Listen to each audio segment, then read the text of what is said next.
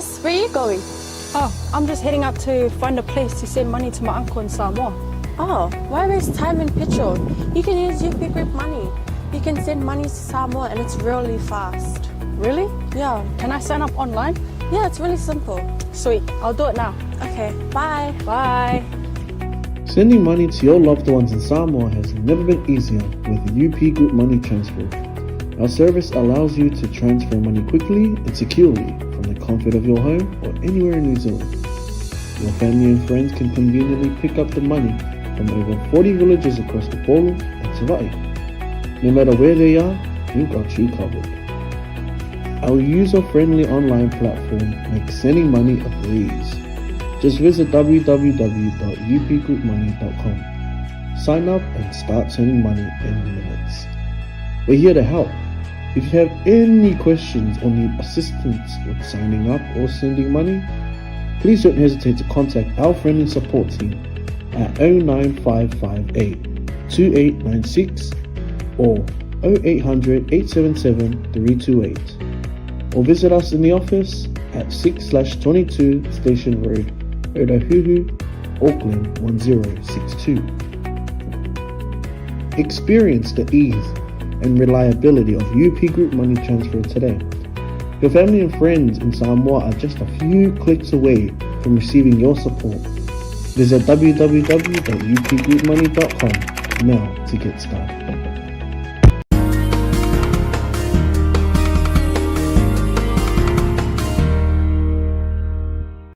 Hey, is it true that your company can help us save money for our trip to Samoa?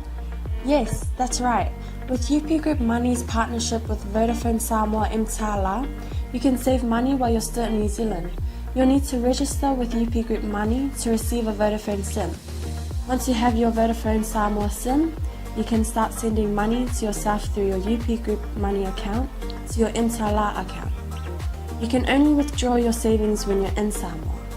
Oh, that sounds great and straightforward. Can I do my registration online? Yes, you can register for UP Group Money online. However, if you need assistance, you can come into our office and we'll help you out. For 𝚘𝚘𝚢𝚘, you'll need to visit our office to register and collect your Vodafone Samoa SIM. UP Group Money, in partnership with Vodafone Samoa 𝚘𝚘𝚢𝚘, offers you a unique way to save for your trip to Samoa while you're still in New Zealand. Here's how it works. First, register with UP Group Money. You can do this online or visit our office for assistance. Second, receive your Vodafone Samoa SIM. To complete your 𝚘𝚘𝚢𝚘 registration, you'll need to visit our office. And lastly, start saving. Use your UP Group Money account to send money to your 𝚘𝚘𝚢𝚘 account. The best part, you can only withdraw your savings once you're in Samoa, ensuring you have funds ready for your trip. Wow, that sounds really convenient. I can't wait to start saving. Exactly. So why wait? Visit our website to register with UP Group Money today, or stop by our office for any assistance. Make your trip to Samoa even more enjoyable with our hassle-free savings plan.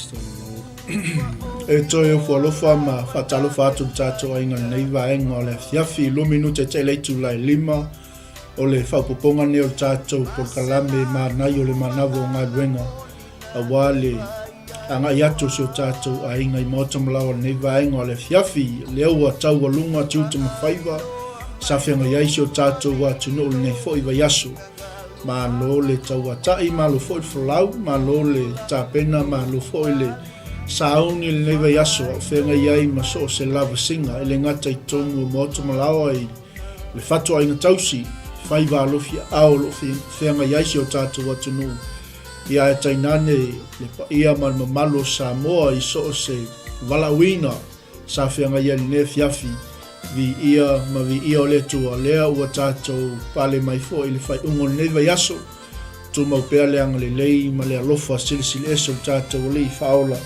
ia I tātou le neva yaso e whatalo whātu I whioio le tala le lei senga I whawhiangainga mo lātou whalitua leo whainga luenga tofi a le tua I so se whata whai taulanga ma lo le soifua manuia e le whangaloina le tapua inga ao sina o se o tātou watunu o lo tui le muli papanga I le lātou tapo inga ma le lātou te talo leo leo a wase manui o Samoa whatalo whātu nei vaenga o le fiafi whai o maua mai tātou nanga vi ia ma vi ia o le tua ilo nā lofa mlo nā ngalilei lo tau soifua maua ia ua le tapo inga o whaiwa o Samoa e whatalo whātu foi I le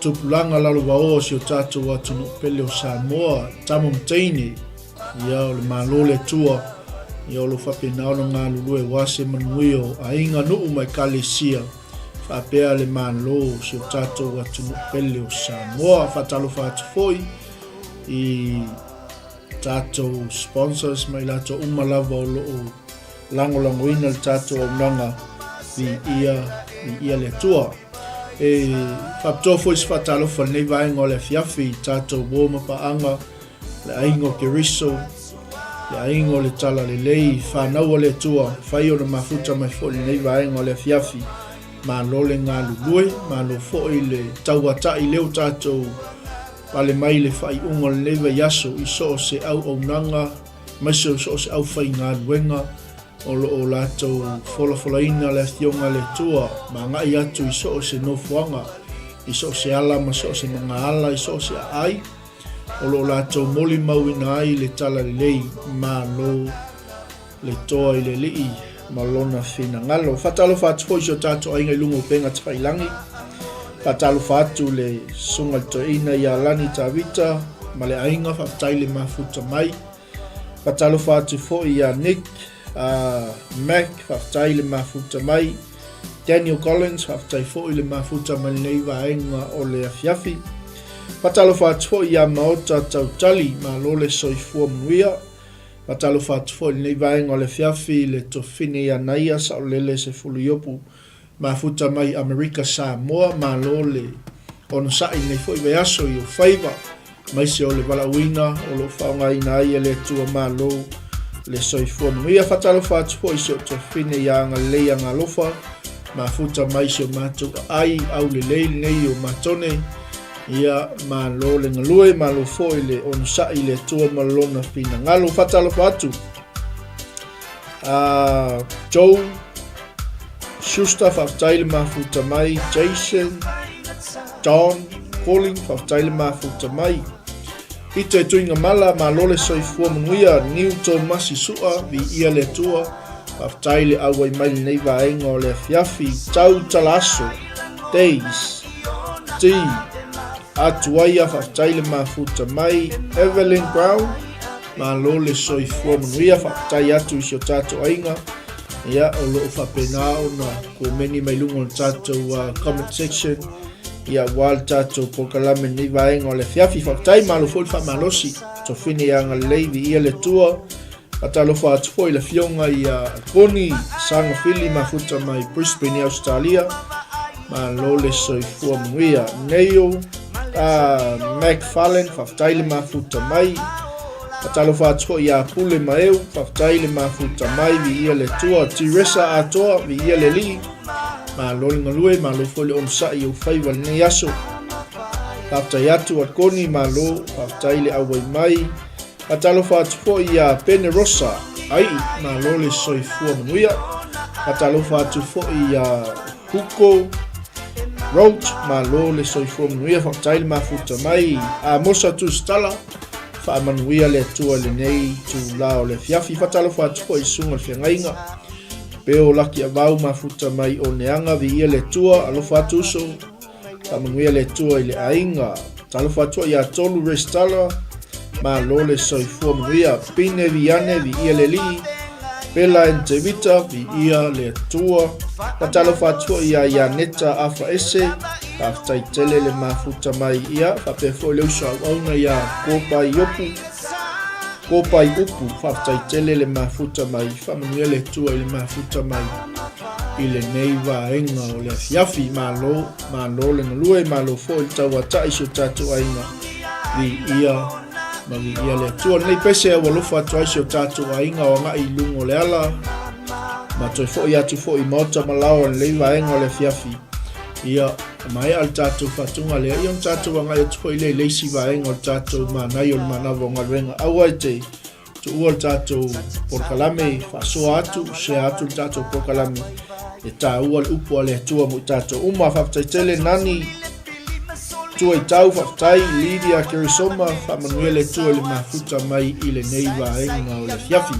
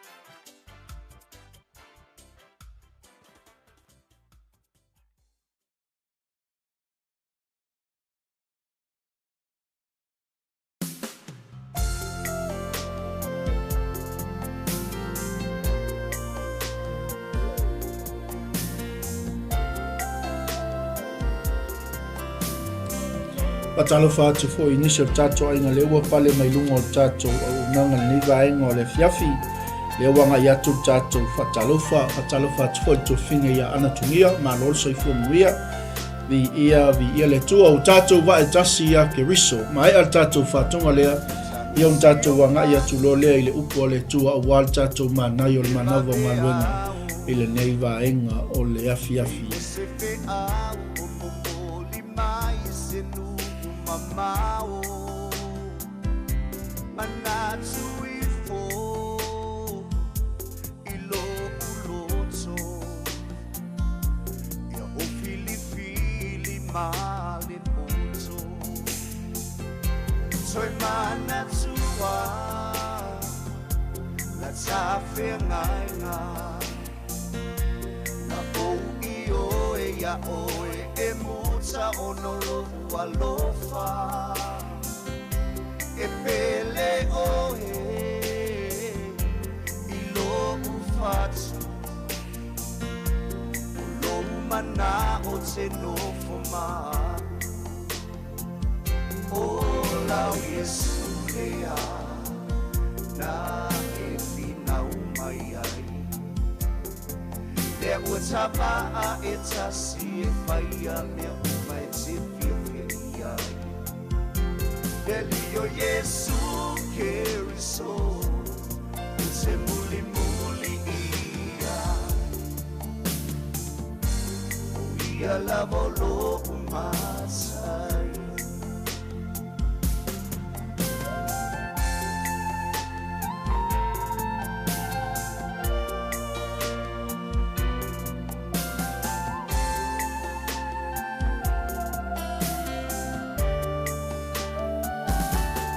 o se miti na faali lo'o e ia Yesu ile 𝚟𝚑𝚢𝚢 o le uili mawalunga o lo walofa e ai lava ia suma malule sali so alea manino kuna bai uatilo fia le alititsai wa e tauia o le masai Atalofa atu nei vaenga le fiafi a Sally ma lole soifonuia whakataile ma futa mai. Atalofa atu fo jinai a onolina mani ma lole soifonuia. Ia whapea fo i le tofine ia li a filema iawa ma lo whatai. Lisel ma futa mai nei vaenga o le fiafi. Ia whamanuia le tua sio tātou ainga ia feta matalasi. Sani fiti au, meipo ayo lupotea. Whamanuia le tua i le mafuta mai i le nei a fiafi mai al tātou whatunga nei o tātou wa e tasi a Yesu Keriso i on tātou wanga i atulole le tātou Manai o le Manava o ngā ruenga e pei o na iai sful 5 minute te leitu lai 5 i Aotearoa ia o loo matango fiele sulu peo la i wawa i atu fo i whaamlama le i whafo atu au ia o ngā ruenga mamana ia le tua mo tātou umalava malo le ngalulu e fatalofa atu po i sioptina le faletua malo lo manu malo Julieta uli malo le soifua muia talofa atu po le uso i ati peni tongi pau vi ia le li nia finai whaftaile mafuta mai ole nawa e sila mai tatou Manai o le Manava o ngaluenga le nei vaenga o le fiafi o loo fata oto pe fa faingo fiat fo i mo tātou awal fefi e lava le taitonunga au folaulo sal neva yaso ia mese fo i o leua e tuua lo company o le faleaonga o se mea lava sa whapenao na e ngā lua le neva yaso ia leua e toi fo i atu i lau ngota ma lau laua po lau ainga leua e toi fo i ai o loo iai se mea o whapena o na o pole ai lo manatu o iai se mea whapea o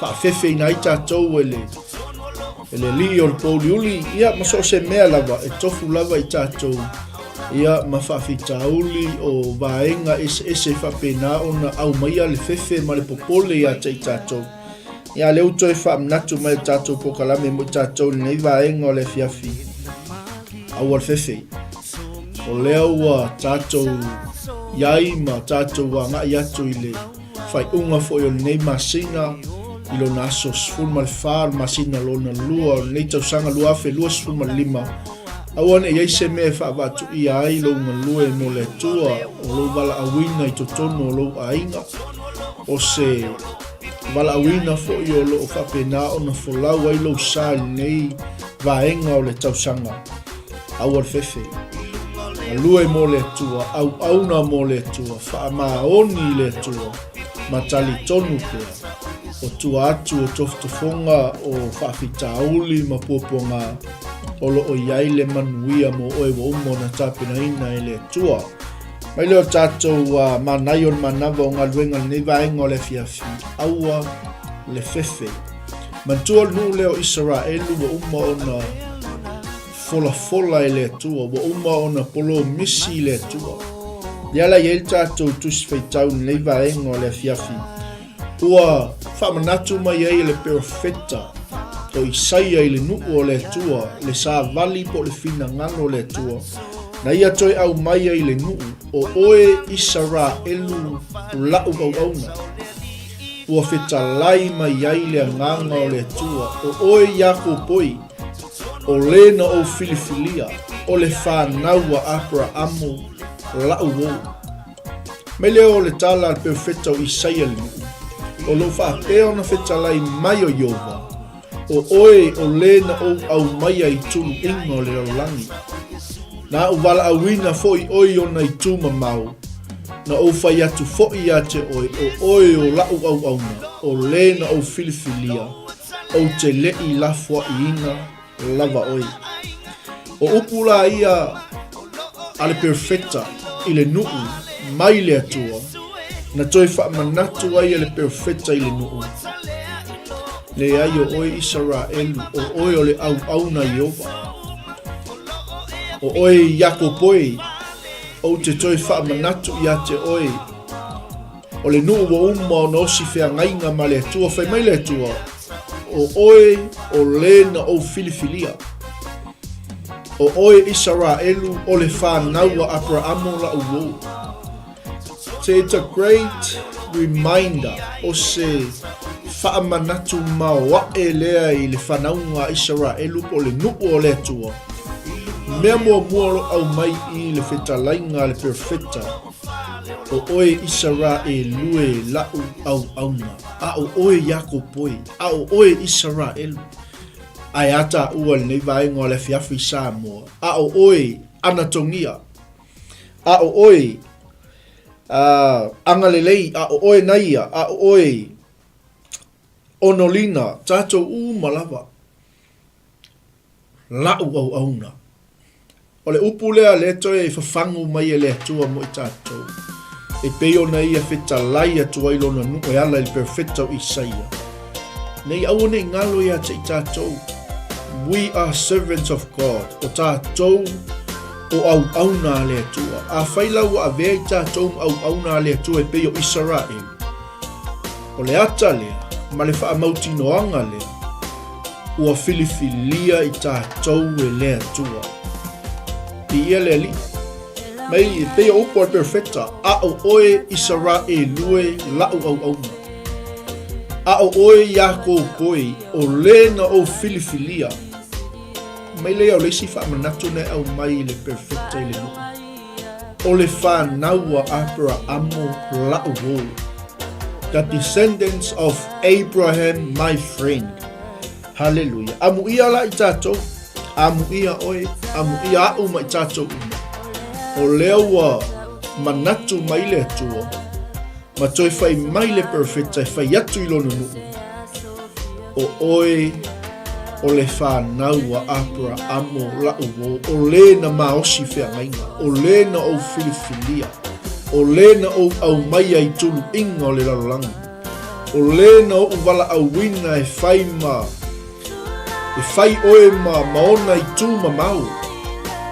Whai maila i o tala le atua. Na o whai atu fo'i ate oe. O oe o lau au auna. O lena o filifilia. O te lei tuu lafua i lava i ate oe. Matango fia le ata olo au mai mo i tātou. Ni awane ngalo i ate i tātou. Po le ale unga o le tātou savalinga o le a puapua ngama whainga tae o mai. O i tātou malawa. Na au mai e le atua. Ma toi whaafo i sia mai e le atua. I le loto lotoi o le leanga, ma le anga sala, ma le amo al tolonga sa tātou ui mai ai. A le whai mai e le tala al perfecta. Lai mai le atua. O oe na o wala awina oe. Na o whai oe mai tūma mau. Whai oe mau au aunga. O lena o filifilia.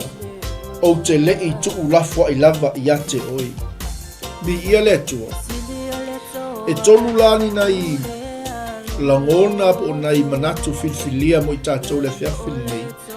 Ina ia toe manatua pe i tātou mele nei. Ina ia aua nei ngalo ia te i tātou Kirisiano.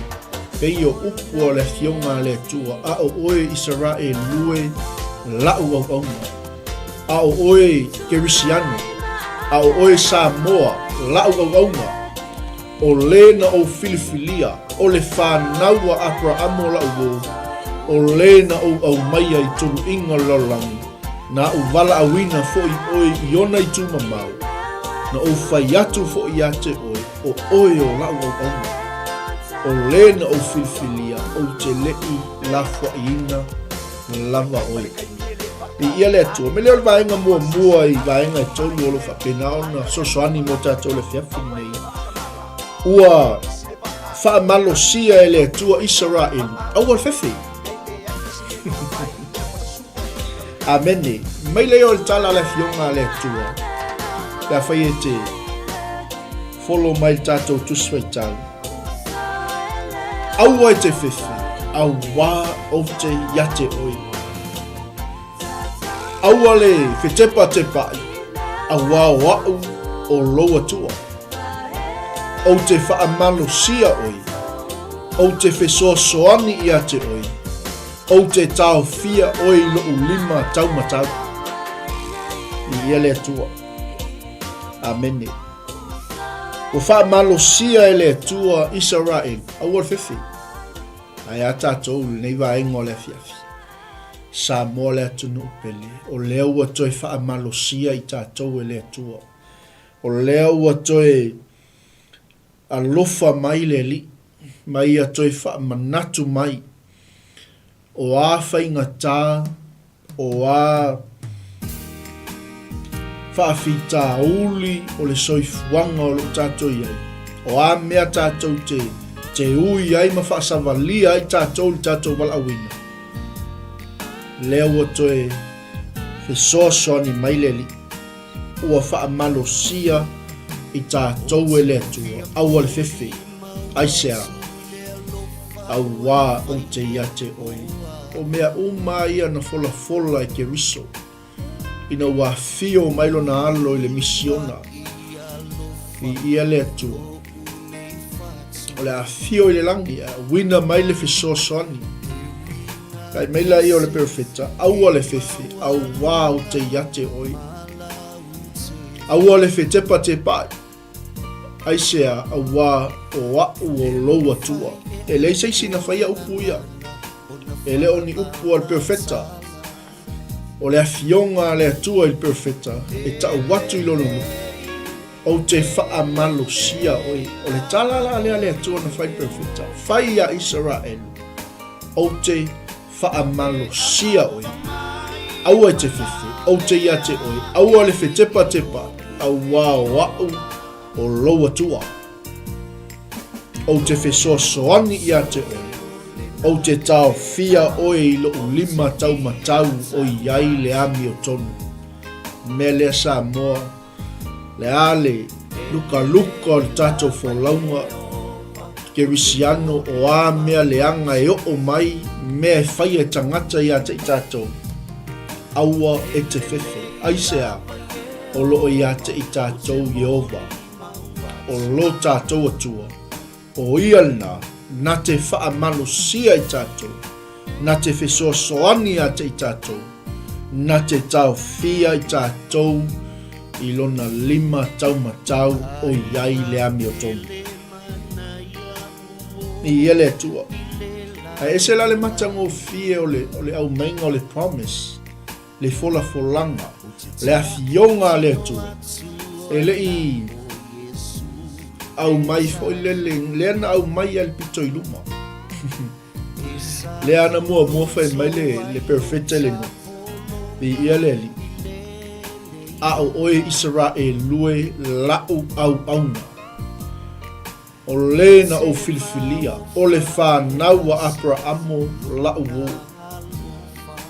I ele tua o oi o le na au mai ai tulu inga lalani na o wala awina foi oi o na I tumamau ma o fai atu I ate oi o oi o la au o le na o filfilia o te lei lafua ina lava oi I ele atua me leo le vaenga lona lua o le tatou manai o le manava o Galuega le vaenga o le afiafi I ele li au o le fefe au o lo o iai le fesoasoani ale atua I ele ti I ele atua E se la le Manai o le folfolanga, au le fifi.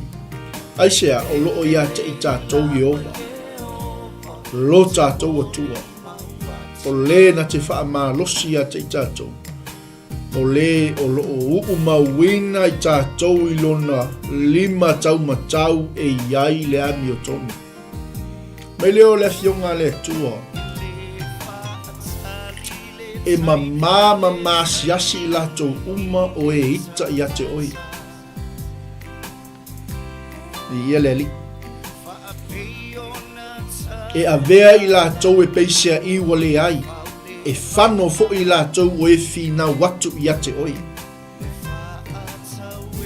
I ele tua. E se le tā ua o le vaenga leo o le o lou mauti noa i lou loto atoa ma lou tangata atoa. Le na wala awina oi. Le na filifilia oi. O le na au maia i tātou i turu inga laurangi. O le na ia toi wha manatu mai. O tātou o le whānaua apura amo lana wō. Whai maila i o tala la fionga le atua.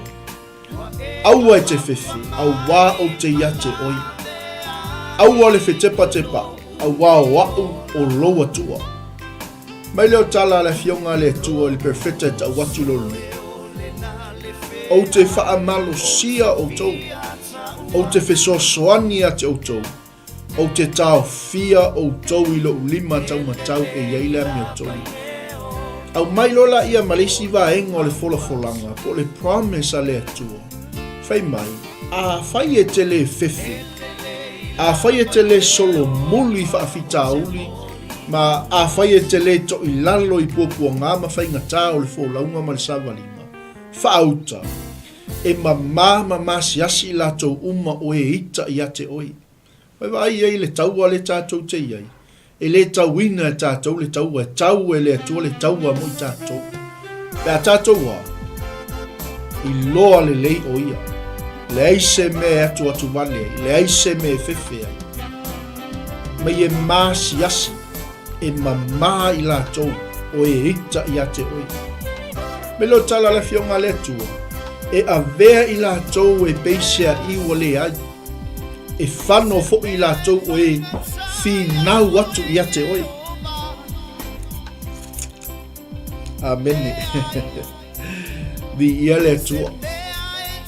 E asa whaafonga sa moe le upo le atua le nei vaenga o le fiafi. Aua le whewhi. Aua o iai le whesoasoani i le atua. Di ia le atua. Aua le whewhi. Ua whaamalo sia i tātou e le atua. Mi ia leli, a whai tātou te whaalango ma tātou whaamoe le atua o lena walawina i tātou. E siasi i latou o e ita i ate oi. E a vea i latou e peisea i wale ai. E whano fo i latou o e whina watu i ate oi. Nere aua tātou te popole, aua tātou te atu vale, a ien tangata e whina watu i ate oi, aua te popole, oli lava oi leli. Mi ia le atua. E whano i latou, o e whina watu i ate oi. E se la le matanga o fia o le tātou a, o mauina o le folanga le atua. A o oi, sa moa lau au auna, o lena o filifilia, o lena o au maia i tulu inga lalanga, o le whānaua apura amo lau wō. Praise the Lord. Mi ia le atua. Ia, le la uma tātou Manai, mi ia le li. Mua u whaamalosia e le atua i tātou aua le whewhi. Lua, aua le whewhi o loo iai le whesoasoani i le atua. Ameni, o lau tatalo ma lau tatalo. O loo iai le whesoasoani a le atua i ate i tātou. Amen. Mai leo le fionga le atua. E te sailia i lātou, ai te le maua i lātou o e whai oe mō lātou whili. Amene. Mi ia le atua. Whautai atu tātou a inga whaasoa, lunga tātou por kalame ni vai ngō le fiafu. Mai e te sailia i lātou, ai te le maua I lātou o e whai oe mō lātou whili. Ai se au, ia ngā lewe mele tala la fionga le atua, e a vea I lātou peisia I wa le ai. Hallelujah. Amen. E peisia I wa matua le ai lava e na tau ma oi. It's a promise. Whautala I le fionga le atua. Mai lai o tala le fionga le atua. Awa o au o iowa lo atua. O le ua tā ofi o I lo lima taumatau. O le ua whai atu I te oi. Aua e te whewhi. O au o te whesoasoani I te oi. Ieleli. Aua le whewhi. Awa o lo iai le whesoasoani le tua. Whai o ois tangata whai tautusi mai fia I le fionga le tua. E le foula le mea lea I lau whaafonga le fiafi. Le anga lea lau whaatusa e le tua Israel. Ho o Iakopo. Ma tangata o Israel. O le anufe. Ni ia le tua. Me leo tala le fionga le tua. Fa umal tato vaenga lona lua lea. Aua le fefe o lo o iai le fesosoani le tua. Israel ue, aua e te fefe le anufe Iakopoi, ma tangata o Israel. O au, o te fesoasoani I te oi, ua fetalai mai ai Jehova. Waenga mua mua, o le na whaatawina oi, lepa I o Israel. Amen. Si awalane ingalo I te oi ke risiano. O le taimi ai te talia Iesu e whai mali I ma whaola I lo soifua. Ua whaatawina I tātou e le atua. Lepa I o Israeli. Le whai mai e le fionga le atua. Aua e te whewhi. Le anufe oe Iakopoe. Matangata o Israeli. Wa o Jehova o te whesoasoani a te oi. O whitalai mai ai Jehova. O le na whaatawina oi, lepa I o Israel. Mai leo tala le fionga le tua. O te avea oi ma mea soli a isaitu.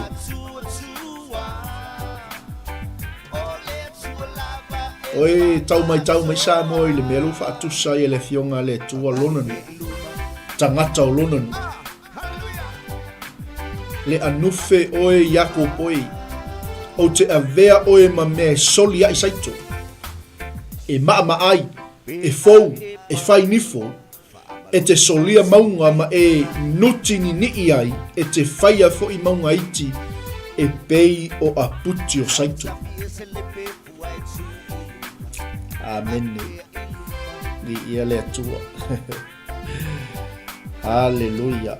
Mai leo le vaenga muli muli, le la tatou o e ne fiafi on tatou whatou whafo I lea. Au o le fefe. E le ai se whaafitau le sili atu I le atua. Hallelujah. Au o le fefe. E le ai se whaafitau le sili atu I le atua. Pei o le tatalo telio au auna. Ai tatalo whaafitai le atua I whaafitau. Leanga a le ini whaafitau le ini lu I tau. E le ini tofotofonga e o mai a te I tātou ma tātou savalina. O whaafita auni la ia lea e poupoua le fōlaunga al ke risiano. Ina ia tau nuu ai le tingi ma le wha moe moe. O manuia ua umon tā pena e le atua mo I tātou. I ia le li. Mai leo le vaenga muli muli. Aua le fefe. Aua e le ai se whaafita au le sili atu I le atua. Lea lau whaatusa ina e le atua. I tātou po Israelu. Po tangata o le atua. O le anufe o te avea oe ma me soli a isaitu. Fe mai e maa ai. E fou. E whai o lātou nifu. Lātou te solia maunga. Manuti ni ai. Lātou te a. Whai a fo I maunga I te peo a puti o saitu. Ni ia le tua. Bi ia le li. E maa ai. E fou. Lātou te solia maunga. Lātou te whaia fo I maunga I te peo puti o saitu. Ni ia le atua. Me leo le fionga le atua e wha umel tatou whamalosi ni vaenga o le fiafi. Vaenga lona tolu. Le se wha fita au le sili atu I le atua. Me leo tala le fionga le atua. E te wha savili a te I lātou. E le lea fo I lātou li matangi. Fe mei wha ta ape apeina I lātou le wha. A o oi. O le mana ia lao le fionga le atua. Le upuna a o oi 𝚟𝚑𝚍𝚎. E te oli a Iova. E te mita fo I le pa I o 𝚟𝚑𝚍𝚎. Ni ia le atua. Ni ia le li. Whamanuia le atua e lau whaafonga mai sa mole ni vaenga o le fiafi. Aua le fefe o whaamalosia I tātou e le atua. Aua le fefe a wāolo o iai le fesoa soani le atua. Aua le fefe a wai le eise whaafi tāuli e sili atu I le atua. Lea wa ia wala awina ma tōwhia ina I tātou o le whānaua apra amo langa ua. O le na wala awina I tātou mai tunu ingo lolanga. Na ia a vea I tātou ma mea e solia I saito. E maa maai, e fou, e whainifo. Solia maunga. Ma nuti nini. Ma lato whaia maunga I te peo puti o saito. Ni ia le atu. Mai whaatapa peina I lato I le wha. A o oi, le tangata o le atu wai. Le au auna le atu a sa moa le atu no pele. Ia e oli a Iova. Ia e mita fo I le pa ia o 𝚟𝚑𝚍𝚎. Ni ia le atua. O tātou Manai na Manava o Galuega. Alofa mai le li. Whaamanuia le atua. I le taualungaina o 𝚟𝚑𝚍𝚎 o le fo I vai aso malo le Galulue. Malo fo I le pale mai Galuega whai o le vai aso I so se wala awina. I so se whaiva. O lo tau Galulue ai. Ni ia le atua. Ia talitonunga sai ai le atua ia te I tātou malawa peio upo le fionga le atua. Aua e te fefe a wā o te iate oi. Ia le atua o te fesoa soani ia te oi. O te tau fia oi lo ulima tau matau e iai le ami o tonu. Ai sea. E mama siasi la to umo o ita ia te oi. E a vea I la to e peisea iwa le ai. E whano fo I la to o e fi nau ia te oi. Ni ia le li. Ni ia le tua. O te whaamalosia oi. O te fesoa soani ia te oi. Samoa. Gerisiano. Aua le fefe. E le aise whaafita auli e sili atu I le atua. Ia o tātou Manai na Manava o Galuega. Whaamania tele le atua I 𝚟𝚑𝚍𝚎 wa toi o le nei aso. Ia o ne ngalo o tātou porkalame o lo muli mai o tātou taulanga fiafi. Saunia matapena ina le sunga le whawhengainga ia fiu. Ia whapefo I tātou porkalame mo lio le awa. Porkalame mai Samoa le tātou nanga mai Samoa ia Warren. Sunga whawhengainga ia Chris. Whawtaifo I le anga le lei. Whawtaifo I awauna ma lole ngā lulue. Ia whapefo I tātou porkalame whai o newa yasu. Anga le lei mai le atua. Whaamanuia le atua I le 𝚟𝚑𝚍𝚎 wa toi o nei yasu. Ia le anga le lei o le atua le toi fo I atu I ainga. E mese fo I le tāpena ina o newa yasu. Sauninga. Ia o le malo le atua. Whaamanuia le atua I ana awauna. Mese fo I o tātou ainga o le tala le lei. I ai le file mua o le atua I ate I tātou umalawa. Whaamanuia le atua soifua ma ia manuia. Whaftai atu si o tātou ainga le mafuta mai. Ia I lātou umalawa o loo. Angai mai lungo le tātou porkalame. Ia whaamanuia tele le atua.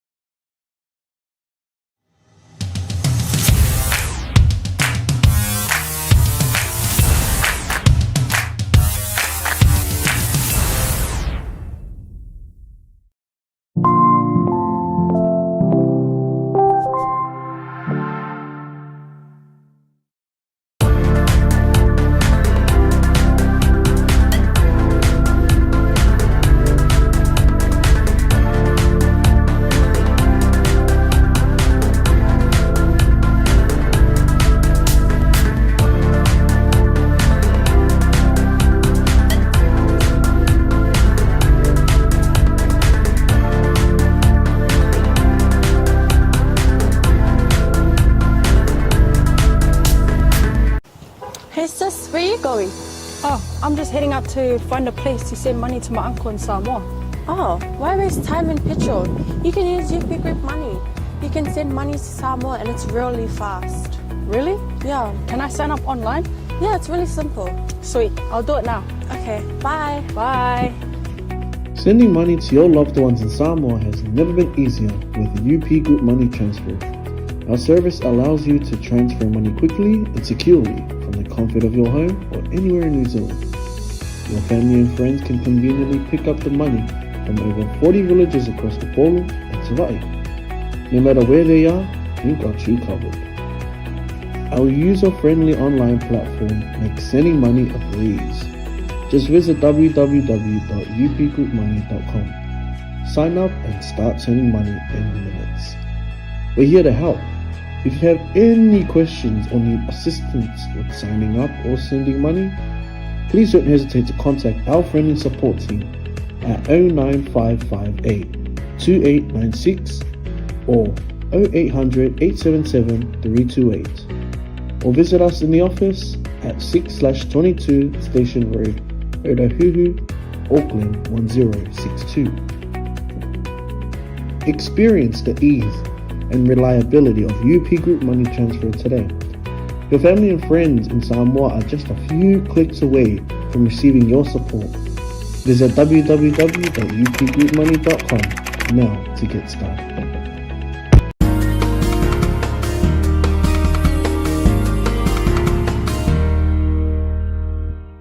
Hey, is it true that your company can help us save money for our trip to Samoa? Yes, that's right. With UP Group Money's partnership with Vodafone Samoa 𝚘𝚘𝚢𝚘, you can save money while you're still in New Zealand. You'll need to register with UP Group Money to receive a Vodafone SIM. Once you have your Vodafone Samoa SIM, you can start sending money to yourself through your UP Group Money account to your 𝚘𝚘𝚢 account. You can only withdraw your savings when you're in Samoa. Oh, that sounds great and straightforward. Can I do my registration online? Yes, you can register for UP Group Money online. However, if you need assistance, you can come into our office and we'll help you out. For 𝚘𝚘𝚢, you'll need to visit our office to register and collect your Vodafone Samoa SIM. UP Group Money, in partnership with Vodafone Samoa 𝚘𝚘𝚢𝚘, offers you a unique way to save for your trip to Samoa while you're still in New Zealand. Here's how it works. First, register with UP Group Money. You can do this online or visit our office for assistance. Second, receive your Vodafone Samoa SIM. To complete your 𝚘𝚘𝚢 registration, you'll need to visit our office. And lastly, start saving. Use your UP Group Money account to send money to your 𝚘𝚘𝚢 account. The best part, you can only withdraw your savings once you're in Samoa, ensuring you have funds ready for your trip. Wow, that sounds really convenient. I can't wait to start saving. Exactly. So why wait? Visit our website to register with UP Group Money today, or stop by our office for any assistance. Make your trip to Samoa even more enjoyable with our hassle-free savings plan.